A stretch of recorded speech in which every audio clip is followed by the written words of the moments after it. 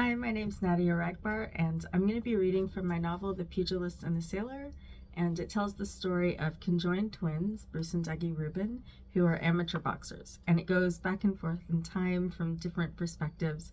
So I'm going to read from the moment of their birth in 1978. In the delivery room, 9 hours later, Dr. Halpern shot up from between Jane's knees and said, "Look, I'm afraid there's something." 4.5 hours after a touch-and-go cesarean section, the first wails of her tiny sons finally rang out. Jane reached her arms out for them over the surgical divide. She kept them outstretched while a nurse took the babies to get cleaned up. She kept holding her arms aloft while Dr. Halpern and 2 nurses whispered and huddled together around the babies. Jane didn't lower her arms. "Halpern, what's going on? Get Walter in here." Dr. Halpern nodded to one of the nurses, and she swung the door open to let Walter Rubin in to see his family. The younger of the 2 nurses brought the twins over to Jane and awkwardly maneuvered them to lie on Jane's chest, struggling to wrest her arm free from under them. Jane, alive with adrenaline, smiled and looked up at Walter. Walter was looking toward Dr. Halpern. The babies were nuzzled together, not making any sound, eyes shut tight.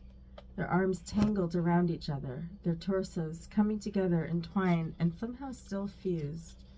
Walter counted arms, hands, fingers, 4, 20. He counted legs, 3, 3, 3, 3. Heads and shoulders, 2. Bodies, 1. Basically just 1. Jane was cooing and naming them. "That one is definitely a Douglas, and this one is Bruce. He looks like a Bruce, don't you think, Walter?" Walter looked down at his sons and kissed his wife's chapped lips.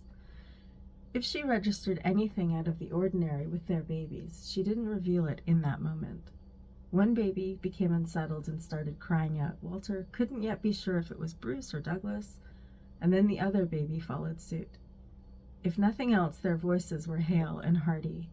All the members of the Rubin family wrapped their arms around one another. Jane and her sons were released from the hospital a week after they were born. She sat with them out on the porch, waiting for Walter to come in from mowing the lawn. She had been telling her sons about the farm, about the new truck and all the problems the old one had been giving them, and about how, if you turned right onto the road at the end of the drive, Per lived in the next farmstead over. When she heard the lawnmower cut off and the silence spread itself out again, but before Walter came in to grab a beer and sit with them, she gave her boys some advice. Never bend for this place. Force the world to rise up to meet you, because you, my children, are perfect.